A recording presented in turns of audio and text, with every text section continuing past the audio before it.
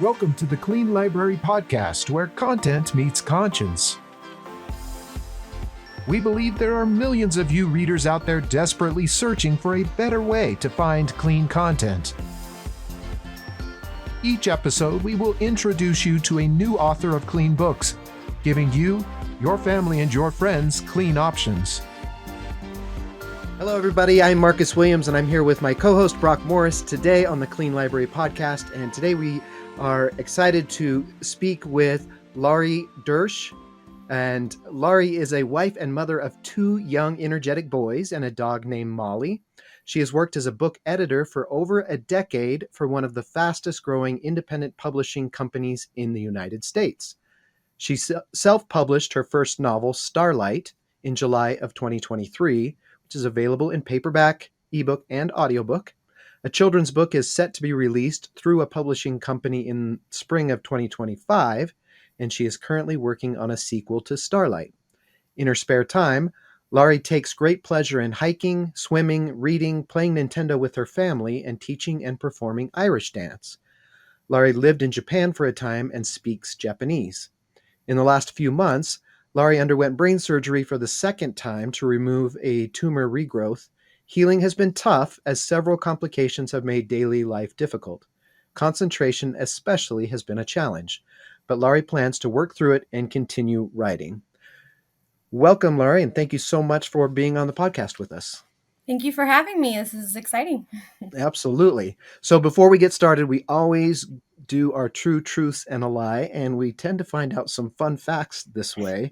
So I'll read those now, but then during the course of the interview, we might try to pop in a few questions to get some clues. So be wary of that. Watch out for that. Okay. Or maybe I shouldn't have warned you and make it easier for us. I give away things way too easily, so that was probably a good warning. Okay. All right. So number one, I love to ice skate, but rarely get to go. Number two, I have broken my foot 3 times in the past decade. And number 3, no matter how many attempts, I still can't whistle. So ice skating, broken foot 3 times, and cannot whistle. So I wonder how many of those broken times you've broken your foot are related to ice skating. I mean, that'll be something we'll have to try to figure out. So. That could be a clue. But if she doesn't get to go ice skating as often as she wants, does that, is she a very good ice skater? Is the question. Especially if you're ice skating on a broken foot, I think that would hurt. Be quite skilled. Although I'm sure there's ice skaters out there who have done that. So. Oh yes, I'm sure there have been. So why don't we start by you telling us kind of about your journey or decision to start writing? How did you get into it? Well, I mean, that is a good question. I kind of grew up in a family where everyone's like completely medical. So like writing and books is not really anyone's forte. My dad always jokes how he's only read like 1 or 2 books in his life. And, but I always love reading. I remember when schools would have like scholastic book fairs, like that was like the best day of school. And my mom was always like, okay, I'll get you a book. And so I think loving reading came first, and then, just getting ideas in your head and like, oh, I think I could actually write my own story. And I kind of got into the journey actually when I was in a rough place. When I was in college, I struggled with depression pretty badly and ended up having to take a break from school. And I left and I was home. And I remember sitting outside, because outside's kind of my happy place, and just kind of watching the sun set. And I remember thinking, I'm all depressed. What if the sun like never rose again? Like, what if this is the last time I'm seeing it? And then like this story idea popped into my head, which is, kind of what happens in Starlight. And so from there, I was just like, whoa, I think I actually want to write my own book. And so from there, I created characters and scenes and all the things. And I just never thought of writing as being a thing that I could do, just because it was just never in my scope. But once I kind of started writing that, it's been a journey to get that eventually all completely done, having different writing groups and things like that. And eventually I majored in English, which my family thought I was crazy. They're like, you'll never get a job with an English major. But I've been able to do okay, and just I've loved that writing has been an escape for me for a lot of things. So it's my joy. Awesome. So as an English major, um, you work in editing. Was Mhm. that um, a discipline in the English major that you could focus on, or is that just something that you enjoyed as part of the major? So when I first switched my major, it was initially elementary education, and I Okay. switched to English. I remember my mother, kind of like, "Oh, you're not going to be able to get a job in English," but they have two emphasis in at my school. They had professional writing and creative writing. And I was like, "Mom, I want to write books. I want to be a creative writer." And she's like, "No, no, no. You need to be able to get a job. So you should do professional writing." And I'm so glad that I followed my mom's advice, because being an editor has been my bread and butter. It's been, a good income for me. And so the professional writing emphasis had a lot of editing classes and things that got me onto that Hmm. path. And I do think being an editor has made me a better writer, because I know like what to look for and things that, what makes a good book or a good story. So I think it was a necessary step for me. Okay.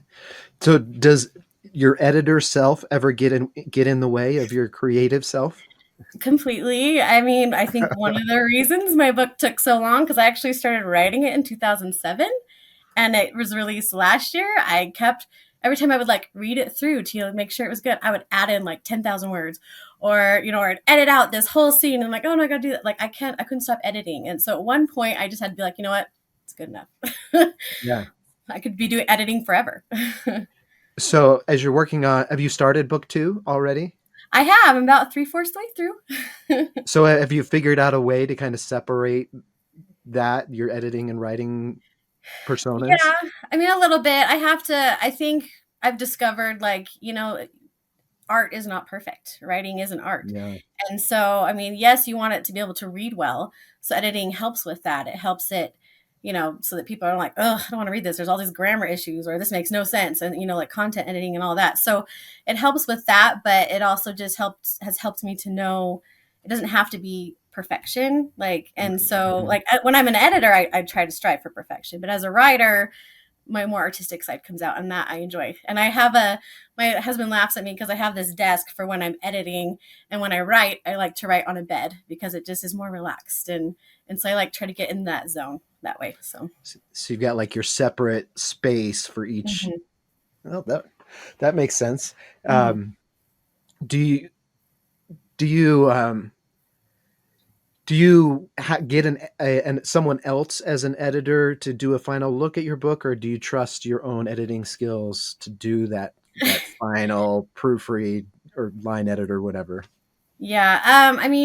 I think no matter how good of a writer you are, you should have an editor. It's Hmm. always good to have a second pair of eyes. So I didn't necessarily have like, this is my editor, but I had a lot of beta readers and people who do like writing or editing.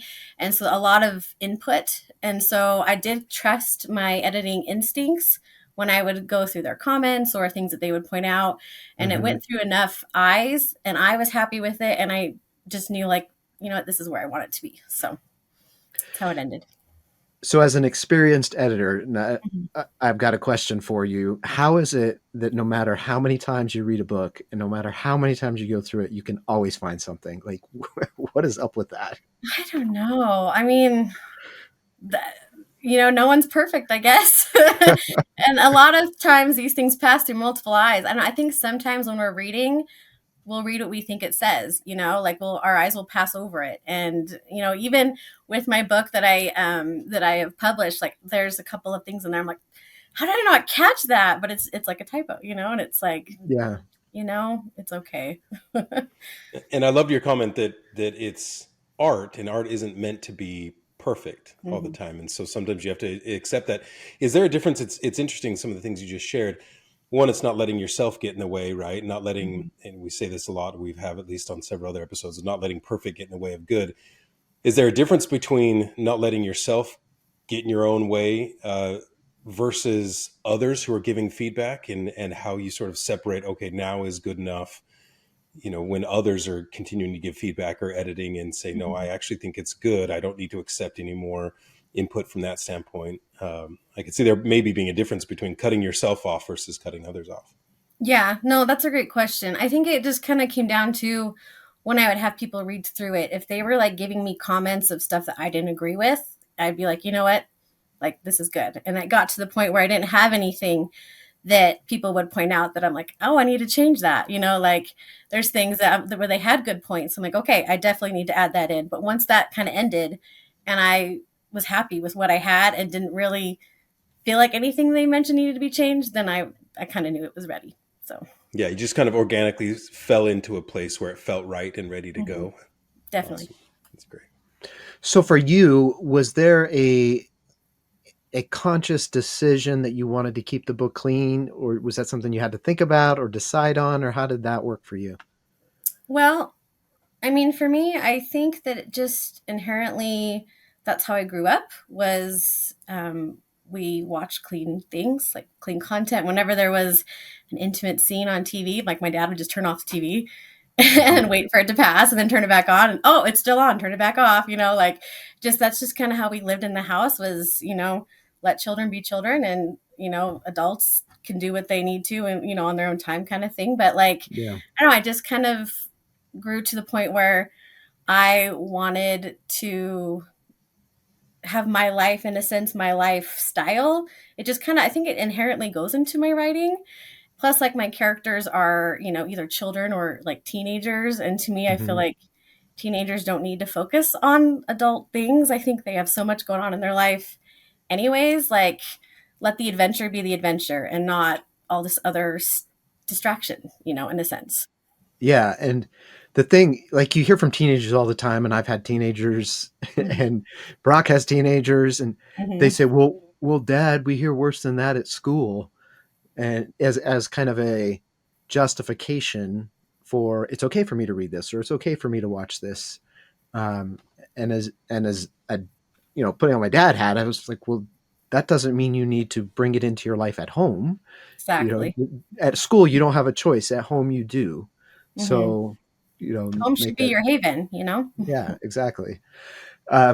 So this was interesting, and I want to get your take on it. Today, just on one of our videos on social media, we had a comment, and he was a little bit of a troll, but his comment was because it was clean, he called it censored content, and so there's no critical thought or IQ to it because it was clean, which to me, like, it didn't make any sense to me. Yeah. That argument doesn't fly for me. But what would you say to that comment?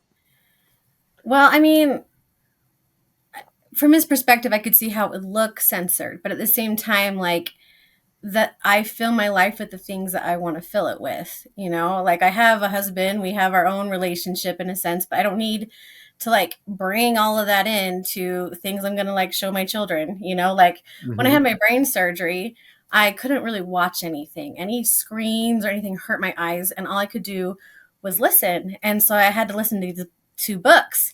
And I had some book recommendations where like if my children would have walked in, I would have been like, okay. So I had to like because like I want to be comfortable in my own home. I want my kids to be comfortable in our home. I want to Yeah. fill my life with things that that make me feel good, and I don't want to feel embarrassed if my children walk in on it. It just to me that's how life is happiest, and so it's not really censoring. It's just that's what I want to fill my life with. Yeah, that's a great answer. I mean, my first reaction was censored means it had the content and you took it out. Mm, yeah. Choosing not to have the content in the first place isn't censored. That's a choice Right. because right, you have a certain audience. So Mhm. I like your answer better. I think it was Oh, better than mine. I think both of them have merit. So. So do you find it um, challenging, especially when you're describing a scene with one of your villains or a bad guy or something, um, where maybe in real life the person would use colorful language or that.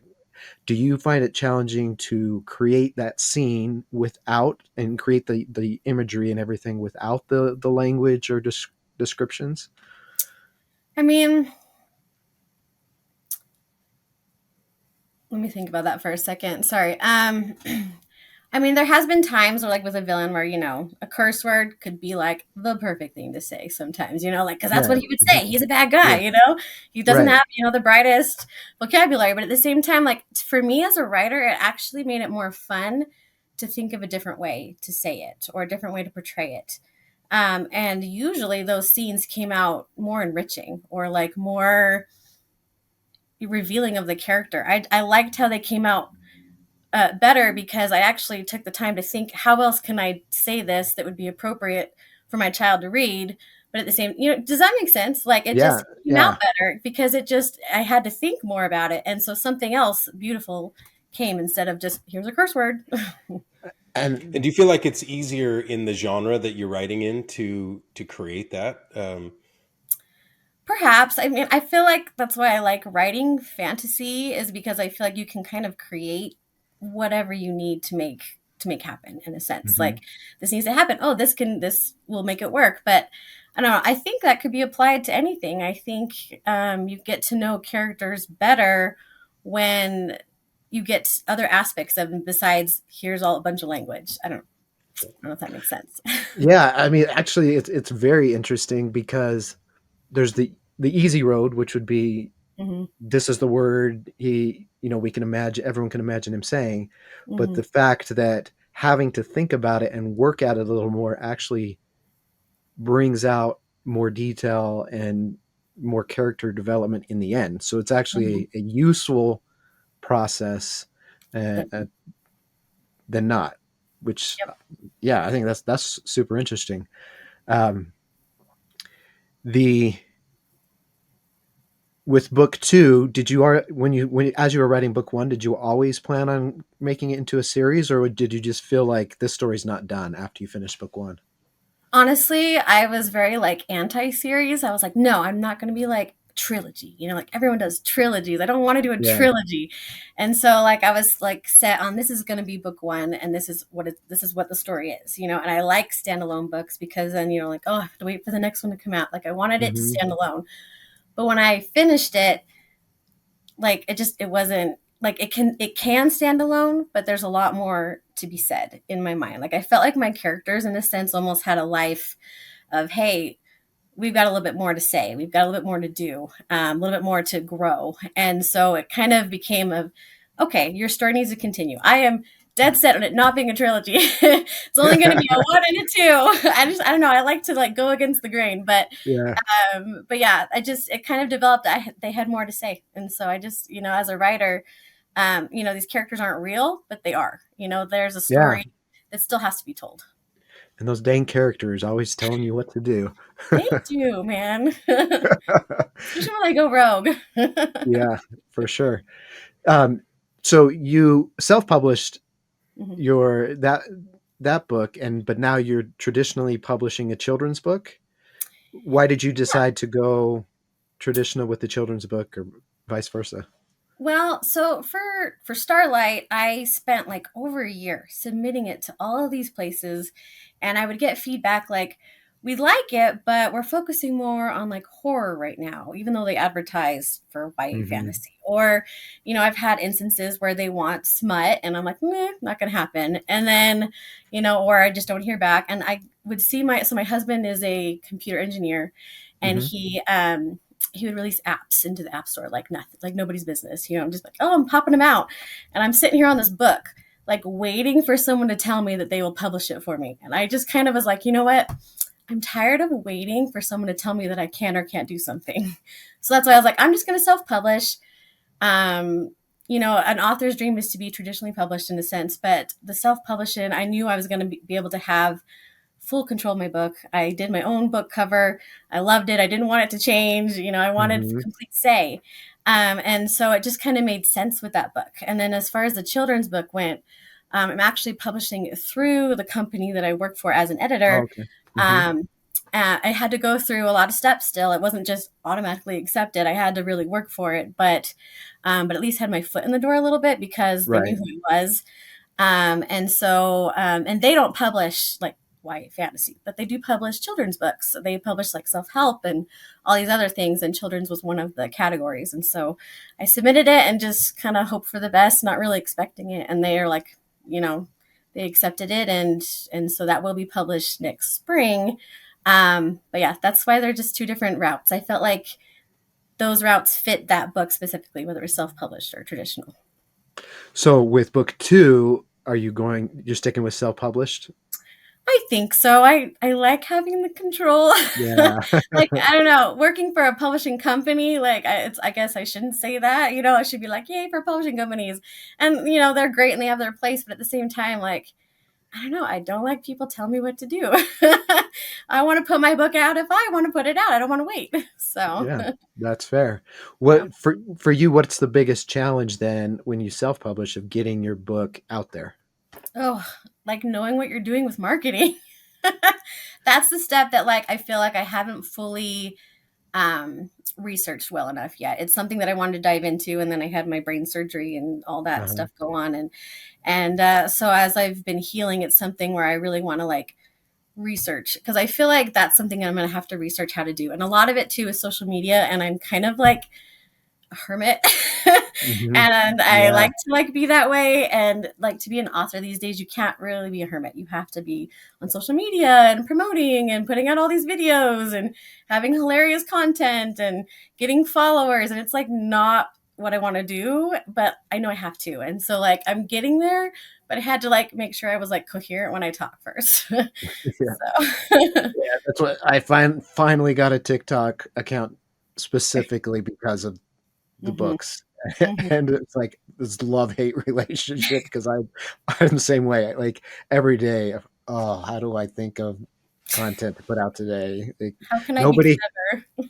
yeah, and nobody cares that I'm out hoeing the garden today. Like why do people want to know that? But you're right. That's what people do. Well, TikTok may be a non-issue here soon anyway, so you might have to go back to the other traditional social media That accounts. is. I have refused. But that's delving into TikTok politics, and so I don't. far. Yeah. I don't mean to digress there. So. Yeah, let's let's stick with just ice skating and feet breaking and stuff Perfect. instead. So, do you think that clean books are at a disadvantage in the marketplace? I don't know about disadvantage. I do think sometimes it's harder for them to get like face. Like I feel like all I see are the books that I know have smut in them. Advertise, like, because that's really what's been selling. And so I feel like that's what I mostly see.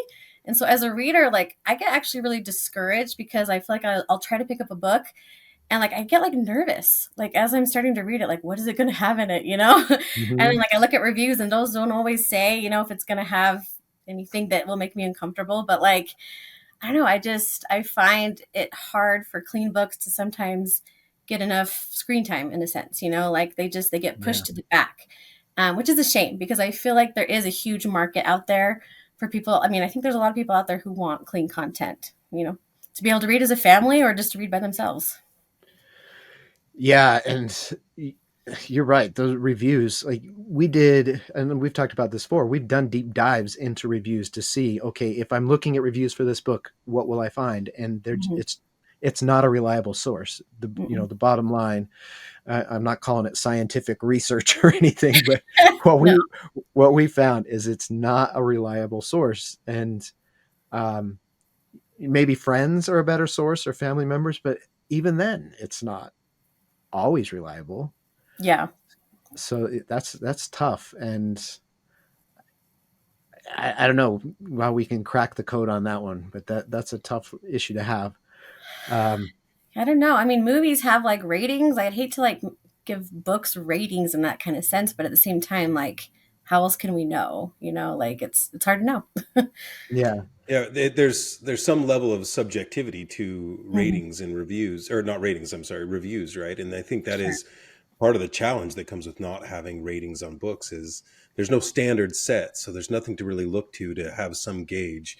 You're just reading reviews, and the hope is somebody will surface some of the material in there that you'd like to avoid, and that way you'll have to be informed. But it's tough. It is definitely tough to search through and find reliably what you can trust, right?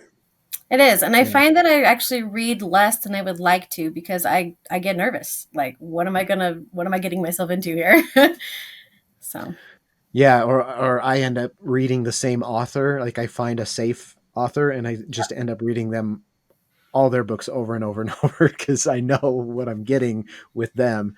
yeah. So um, hopefully they never surprise me and put out something different than their usual. That would be disappointing. But Pull a Taylor Swift on you, completely change. ugh. So with you have created an audiobook. How did that process work for you? How did you find that? So I actually found her name is Emma Faye, and she's called the Clean Reads Queen, and so she actually only Oh. does audiobooks for clean books. And I actually found her as a connection through a friend because she Irish danced at the same studio that I Irish dance at, and I'd never met her before, and we just messaged each other, and um, honestly, like that was like a magical experience. I kind of was like super nervous for it, but like Hmm. to hear your book read out loud and like not just read but like acted because like she's like she I think she runs like a theater part-time, so she's really Hmm. into acting. Like it was like it made my book feel like a whole new book to me. Like I was like, oh, I wrote that. That's kind of cool. So yeah, I don't know. It was an amazing experience. That's awesome. Um, and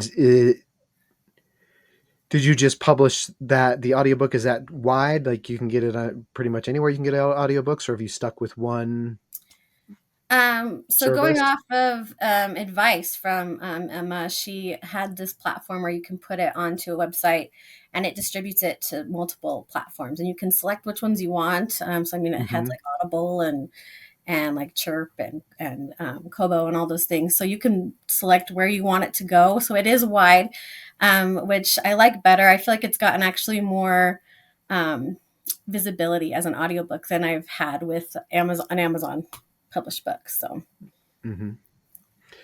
Are any of your books in your local library?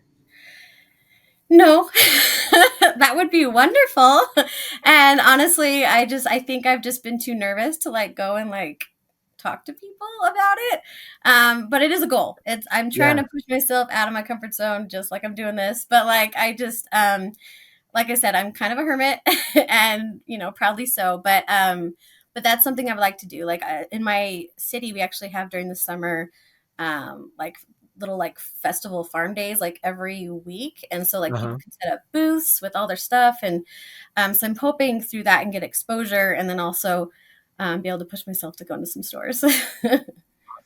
I found in my local library, I went in there and gave him a copy of my book, and nothing happened. Like it disappeared. Who knows what happened to it? But then Interesting. I found that they had a request feature on their website. Mm. And so I just went in and requested my own book, and they accepted it and bought it. And then I checked it out when it came in because they had it on hold for me. And now that's how I got it into the library, is just Yeah, requesting it. So maybe your library has something like that. I'll have to look into that. Thank you. Yeah. And I like frequently go in and see if it's checked out or not. Is anyone reading my book? And actually, one of my audiobooks is checked out frequently, whereas the printed ones aren't as much. So the audiobook is definitely getting more exposure. So, Yeah, audiobooks I feel like are kind of like where it's at right now. I myself don't like listening to audiobooks. I get really distracted or I have mhm. like kids burst in, so then I have to like rewind because I'm like what just happened? I have no idea. Yeah. And so I actually struggle with audiobooks, but like a lot of my friends, and I'm in a book club in my neighborhood, they all do like audiobooks. So I was like audiobook really is um a big audience, and so it's worth investing in. Yeah. So do you, and this is going back a little bit, but you mentioned a writers group at the beginning, I think. Mhm. I wanted to dive into that a little bit more. What value do you get from a writers group? What are the pros and cons of being part of that? Um, well, I mean, it's the only one I've ever been in, so I don't know how other people's function. But Uh-huh. the writer group that I joined, was started by a friend during COVID, and we were just kind of, all going stark crazy. And Yeah. so we're like, hey, let's get together. And then we would invite friends. And so eventually it became a thing where like there's people that I've never met, but they're friends with this person. And so we've kind of created this huge group. And how we run it is we do writing bingo. And what it is like, so like the leader of the group, she creates like a bingo card, and it has like daily writing sessions as some squares. And then it has like, what is a vice of your protagonist, or like it has questions so that you can like think about our characters, or we'll do like interactive like tea parties with our characters. But then as we do these bingo cards weekly and we fill them out and we turn them in, like we all each offer prizes. Like I offer editing 10 pages to someone's book, or things like that. We all offer different prizes, or someone draws for someone else. And so I feel like that's been a good motivator for me. I guess I'm very highly motivated by bingo. And I like winning, even though I hardly ever get my name drawn, but it's still like a good motivator, just because I feel like it just kind of made it more fun. And because like writing Yeah. is hard, and like once I'm writing, I love it. But sometimes like just sitting down and getting started is a super hard thing. And so sometimes when I had those prompts, or like, oh, I have to, I'm one square away from getting a bingo, I gotta, do a writing session. I feel like that was a good motivator for me. And I feel like for writers, you have to find what motivates you. Hmm. I have another friend in the group, like, because one of the squares was we did like a writing chain. And so you had to like, like those little chains you made in elementary school to like count down to Christmas. Yeah. And so like we had like a writing one where like, each writing session you get to rip off a little chain, and by the end you can give yourself a prize, and you get to set that prize. And so like, I just feel like we have to find our motivations. And I've found a lot of those through a writing group. I feel like it's been very supportive because we support each other, and we gift each other these prizes, and we really help each other like talk it out, because there's some characters where I'm just like, I can't like get a hold on this character, but talking it out through other, with other people who actually care, about writing. Like Right. my Right. husband listens, but he's not a writer. And so he's like, yeah, okay, and so he's got some great ideas, but those who like know the writing process, like it's helpful. And so Hmm. I feel like that's a big help. Sometimes I guess the cons would be, I sometimes I feel pressured. So if I like totally did not do my bingo card, I like don't even want to like show my face. But so it shouldn't be something that should be pressured. I feel like it's got to be something that helps you. So as long as it's, you have a good group, and you might have people, we've had people that just, they join the group and then they just sit there and they're like lurkers, they like just Yeah. like look at it. And so I feel like you have to find something that really works for you. So So yeah, it sounds like your group is a much more of a supportive group rather than the critiquing style writing group. yeah, I mean, we have those. We have like weeks where we call like beta reading. And so like one Uh, whole row of your bingo card was, did you read for somebody and give them feedback? So like okay. we have, different aspects of the writing process, that I feel like have been a big help. Okay. That I hear a lot of writing groups that are all critique, and that's all they are. And I freaks me out's not the right word, but I just like I don't that doesn't interest me. But your group sounds like one that is very supportive and fun and motivating, Mhm. and rather than just, oh boy, I'm going into this group for someone to rip my my work apart again. Right. Because I Yeah. mean, writers, you have to have a thick skin, because I mean, you deal with editors, as an editor. Yeah. There's a lot of red sometimes. You have to have that thick skin. But at the same time, like writing should not feel like you're being judged, I feel like it needs to be this supportive, fun thing. And if you are scared because you're constantly like, oh, I don't want to get feedback on that because that's all I'm getting. I just, I want to be able to have fun with this, then it's kind of losing the fun aspect, the enjoyable aspect of it. And so, yeah, I think a writing group should be supportive, fun, and helpful. And like you said, writing is hard. So it's Mhm. hard enough as it is. We don't need to make it harder Yeah, through your writing group. yeah, we Yeah. shouldn't stress ourselves out about it. you Exactly. know. On your website, you've got character art, which I Mhm. thought was really cool. How did that come to be? That is part of my writing bingo group. That was some of my prizes.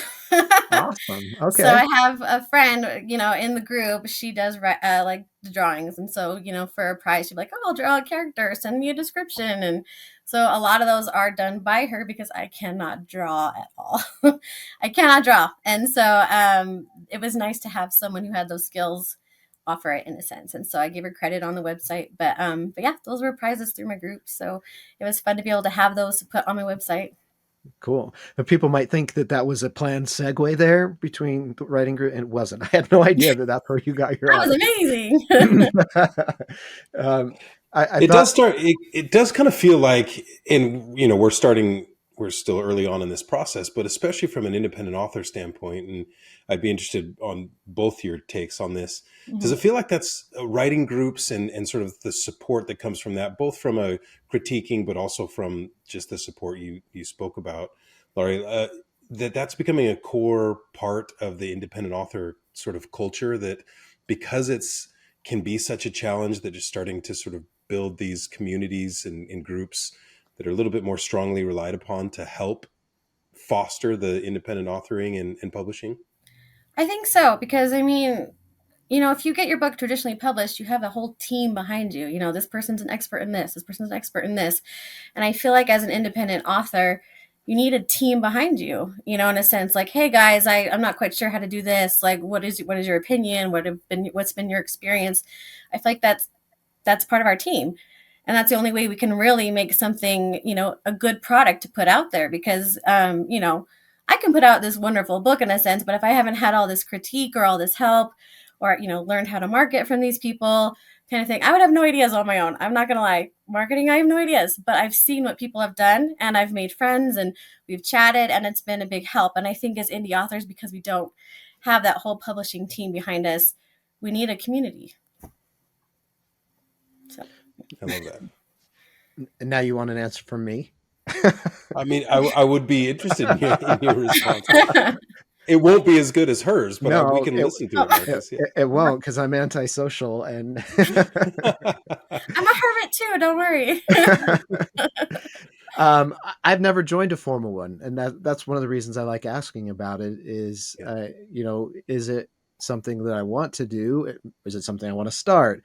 What I have done that I found useful, is I created a group of all of the authors in my geographic area. So anyone in my area of the county, and we have a Facebook group so that we can help each other. Hey, I'm going to this market and there's space. We can set up a separate table, or let's do this event. Who wants to be involved in this event?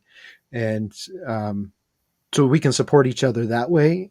And That's it's cool. been great. It's been really cool. We just started it end of last year, and it's a pretty active group. So I found, at least in that, it's not a writers group per se, but it's a support system for fellow authors in the geographic area that's been really helpful.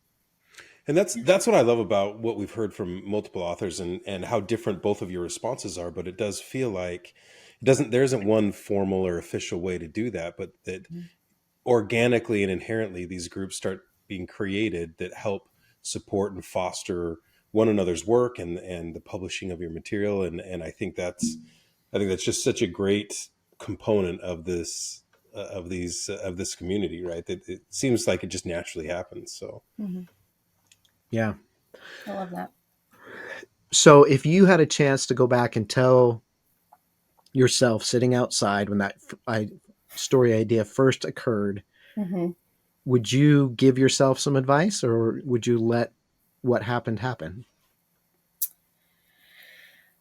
I mean, I guess both. I mean, I value my writing journey. It took a lot of years to get my book done. I had life and different things happen, and a couple brain tumors and Yeah. things like that just kind of threw me for a loop. But at the same time, I feel like my book needed that much time to become what I wanted it to be. Like a book published when I was, 19 years old would not be a book that's as good as, published in my 30s. Like I feel like my writing's improved, and because I'm an editor and all the experience I've gotten there, like I don't know, I'm glad of the process that it went through. I think advice I would give myself would be like relax, because I constantly gave myself guilt about how long this is taking to write. Like, you're not a real Right. writer if it takes you this long to get a book out, like, I think writers we all have these little voices in our head that's just like, it's Mhm. not good enough, or imposter syndrome, or things like that. But like, I had this one that was like, you've been sitting on this book for years. How do you ever think you're going to make it good enough to get out? And I think that would be the advice I would give myself. Like, you know what? It's okay. Like, the Sistine Chapel wasn't painted in a day. Like, take the time that you need. Yeah. It'll be fine. Just publish it when you know it's ready. But yeah, I loved the journey that I had to get there, and so I wouldn't take that back. Awesome. Love that answer. So I've just personal connection question here. Okay. You said you lived in Japan. Where at in Japan did you live? I lived in Sendai, like the Sendai area, and so that's kind of northern of the main island. And I Uh-huh. actually lived there for a little over a year, and had left about 6 months before they had that big tsunami and earthquake. And a lot Tsunami. of the areas I had been to were taken out. So, Yeah. So we lived for a year in Yokosuka, south of Tokyo, and then my okay. son lived in Sendai. Oh, So all right. he was up there, and he was years after, but they did I guess a flash mob. They had a song about that disaster, Mm. and they did a flash mob in the Sendai train station and filmed it, and it was really cool. It was like the the people there really appreciated and thought it was a very special thing. They did it on the anniversary Oh, wow. of the quake and everything. So Oh, I love I that. figured there'd be a connection there when you said you'd lived in Yeah. Japan. So Oh, cool. yeah.